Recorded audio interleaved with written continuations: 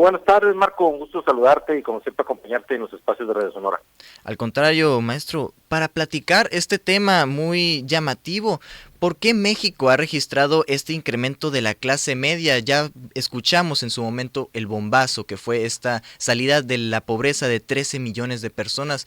pero ahora el incremento de la clase media, ¿por qué han sido las razones? Claro, eso es un tema obviamente multifactorial, pero uno de los elementos más importantes, que es precisamente de lo que más ahí ha explicado recientemente el equipo económico de la presidenta Chema, pues tiene que ver con el incremento importante que ha habido en el salario mínimo durante los últimos años, desde la administración del presidente Andrés Manuel López Obrador y actualmente con la presidenta Claudia Sheinbaum Pardo. Eso ha sido un factor determinante e importante para que de alguna otra manera lo que es el de sí o la parte económica que tiene que ver con el tema de la clase media se incremente. Pero importante, ¿qué es la clase media o bajo qué parámetros se puede medir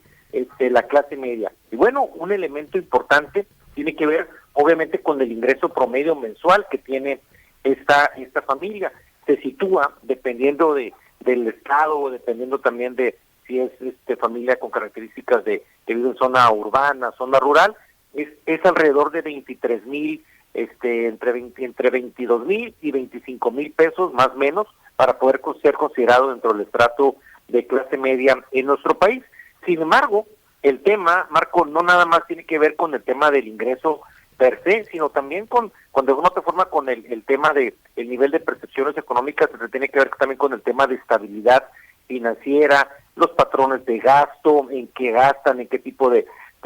temas le dan mayor prioridad en su gasto, y en temas también que tiene que ver, por ejemplo, con el tema de estabilidad económica y bancarización. Hablamos, por ejemplo, que un hogar, en este caso, que se establezca en clase media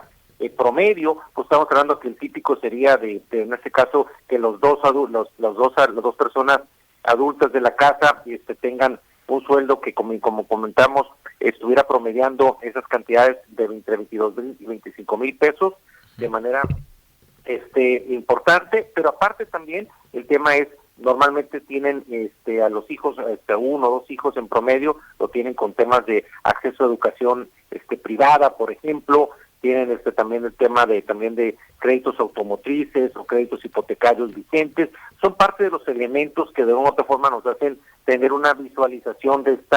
lo que sería la clase económica media. Y por supuesto, ya viendo los detalles específicos, vemos cómo ha habido un incremento importante durante los últimos años del tema del salario mínimo, lo cual pega directamente en ese sector, al estar hablando nosotros en este caso de un sector que es que se ubica principalmente en la economía formal, que tiene un sueldo en cierta forma estable, que también algunos de ellos se dedican a actividades profesionales independientes o que de alguna otra forma también trabajan de manera independiente, pero la mayoría de ellos o la mayor parte son dentro de la economía formal. Entonces es parte de los elementos que nos permiten identificar un poquito más esto. Ahora, ¿cómo lo midió el Banco Mundial? Bueno, básicamente quienes ganan más de $17 al día, que son más o menos 330 a 350 pesos, dependiendo del tipo de cambio, el promedio, a todos los que ganen más de esos $17 al día, ya los ubica en este rango que hablamos de clase media, y a quienes tengan obviamente una cantidad menor, bueno, estamos hablando ya de estratos de pobreza bajo estos parámetros del Banco Mundial. En ese sentido, es importante ahí que bajo esta medición, bajo este parámetro, si medimos un periodo de tiempo entre 2018 y 2024, estamos hablando que el segmento de clase media en nuestro país, sería el dato importante, el dato duro, estaría pasando de un 27% aproximadamente a casi un 40% de la población de nuestro país. Es un incremento de más de 12 puntos porcentuales, lo cual obviamente es una buena noticia, obviamente, para muchas de las familias de nuestro país. Y otro factor que no se puede dejar fuera de la ecuación, los programas sociales, ¿tuvieron algún impacto significativo en este incremento a las personas que entraran a la clase media, o han sido irrelevantes? No, por supuesto que ha sido importante el impacto de los programas sociales, si bien, como bien comentabas tú ahorita al arranque del tema, el tema de los programas sociales de una u otra forma se visualiza muchas veces en los sectores más de los estratos económicos más desfavorecidos en nuestro país, y hacia ahí se han focalizado también estos programas sociales, si bien han ayudado a tener un abatimiento importante de la pobreza extrema y de los niveles de pobreza en nuestro país, también jalan al final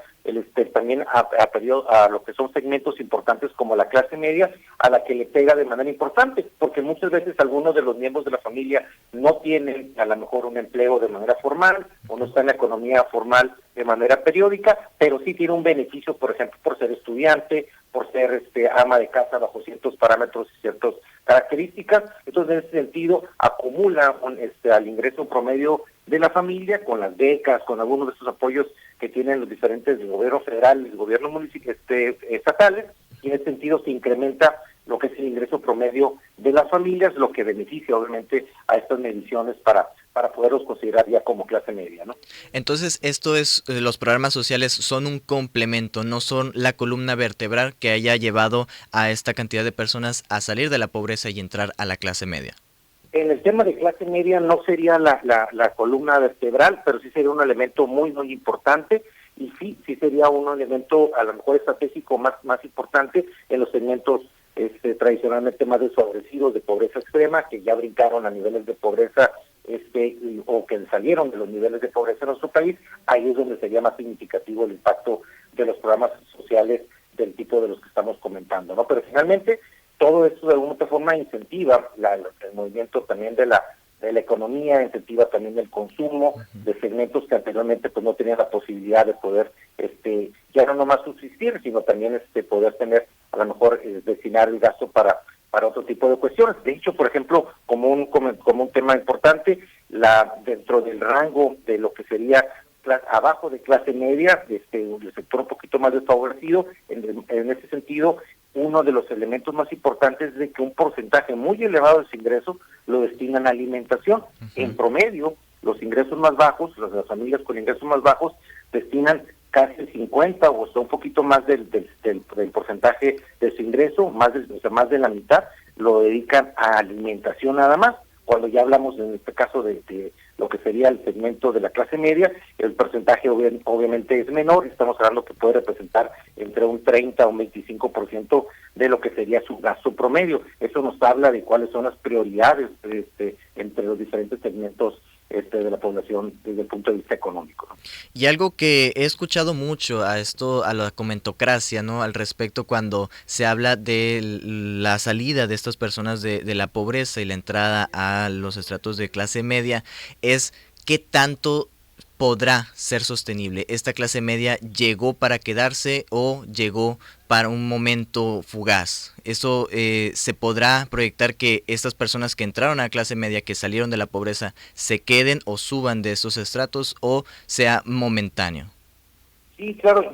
básicamente en función de que haya estabilidad en el empleo en nuestro país, en función de que haya también un crecimiento económico más sostenido y con niveles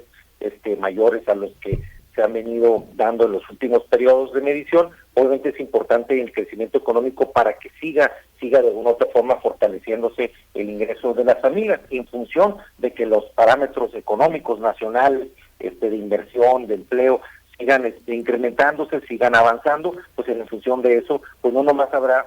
una estabilidad, como tú bien comentas, sino que también habrá la posibilidad de ir jalando todavía un poquito más el tema en cuanto al favorecimiento de que más familias puedan ya llegar a nivel de clase media, y que de clase media puedan también tener un crecimiento importante. Y ahí es donde hay muchos elementos que, como comentábamos en algunas participaciones anteriores, hay elementos importantes que tienen que ver ya con el tema de perspectivas económicas, perspectivas también que tienen que ver con rangos de productividad, y también el tema de que los salarios en los niveles ya también de clase media, sobre todo los niveles técnicamente altos, tengan la posibilidad de mayores ingresos, y que eso vaya siendo pues de una u otra forma un escalón que vaya creciendo en los diferentes segmentos económicos, ¿no? Así es, pues el contexto nacional importa bastante para que esta estabilidad de este incremento al salario que tienen, este incremento de los estratos sociales que se ha visto en incremento los últimos años, se mantenga o simplemente suba. Hay que también tener en cuenta el entorno internacional, que como se había mencionado muchas veces, el cómo pues nuestro vecino del norte, Donald Trump, con la cuestión de los aranceles, ha puesto un poquito en jaque a varias economías. México sigue todavía dando esa lucha y mostrando bastantes señales positivas. Sí, y ahí en el sentido de los temas internacionales, obviamente uno de los temas clave que serán de la agenda para el 2026, precisamente ahorita que estamos también ya en este periodo ya de análisis de lo que aconteció en 2025 y lo que viene para 2026, bueno, será un año clave en el tema de la negociación del TEMEC, del Tratado de Libre Comercio de Estados Unidos, México y Canadá. Será un elemento sumamente importante porque eso de alguna otra forma va a fortalecer de alguna otra manera las perspectivas económicas de la región y en este caso de nuestro país, que dé certidumbre, que dé certeza a los diferentes empresarios, a los diferentes sectores económicos de las perspectivas que va a poder tener de crecimiento, obviamente de su nivel de exportaciones y sobre todo también de los incentivos para los inversionistas, ¿no? Para que de una u otra forma apuesten obviamente a esta región del mundo y en específico obviamente a invertirle con certeza, con confianza en la economía de México, que haga precisamente que nuestra economía siga teniendo un mayor crecimiento. Así es, 2025 mostró números bastante positivos, 2026 tendremos que ver qué es lo que pasa con la renegociación del tratado y aquí lo vamos a tener para darnos ese análisis. Maestro, ¿dónde lo podemos encontrar en redes sociales? ¿Dónde lo podemos leer? Gracias, claro, pues sí, como siempre, a sus órdenes para cualquier comentario sobre estos temas, ahí que le damos seguimiento, Jesús Villegas G, ahí estamos en X, y estamos siempre pendientes ahí de sus comentarios, ahí de tus redes escuchas, y pendientes de estos temas que compartimos y platicamos en tu espacio. Así es. Maestro, muchísimas gracias por acompañarnos el día de hoy, un fuerte abrazo y tenga bonita tarde. Igualmente, buena tarde, y obviamente aprovechando la recta, pues para ti, para todos sus radioescuchas, son unas excelentes fiestas en estos días ahí de unión familiar, que la pasen muy bien y estamos como siempre a sus órdenes. Así es, bonita tarde. Bonita tarde. 1:57. Con esto hemos llegado ya al final de Sonora Noticias PM. Agradecerle por sintonizar.